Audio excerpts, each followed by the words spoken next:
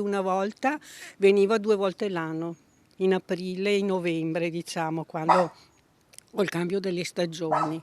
Adesso l'abbiamo avuta in gennaio e adesso nel giro, cioè piove, abbiamo questa situazione, ma non se ne può più, veramente, ma veramente, perché non è possibile. Ogni anno sempre di più, peggiora sempre di più.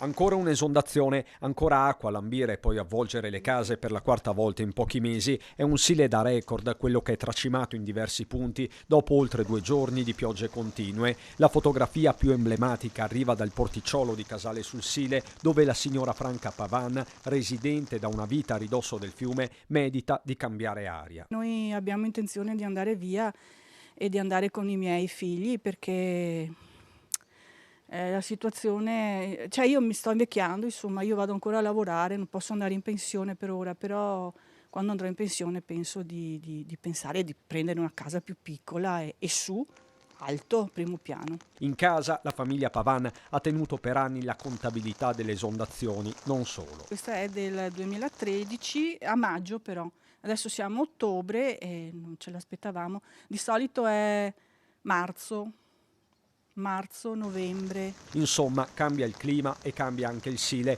Di certo crescono le preoccupazioni. Onestamente ogni volta che piove ci sale l'ansia sia a tutti i sindaci, insomma, di quest'area. E ci è stato detto che però, vista la natura del fiume, che è un fiume di sorgiva, fare delle casse di espansione qui non risolverebbe il problema. Un idrometro più vicino e non solo quello di Santa Cristina aiuterebbe noi a saper prima un po' le cose, quindi per questo batto su questo discorso dell'idrometro a Casier. Voi chiedete l'attivazione di un tavolo Sile, possiamo chiamarlo così?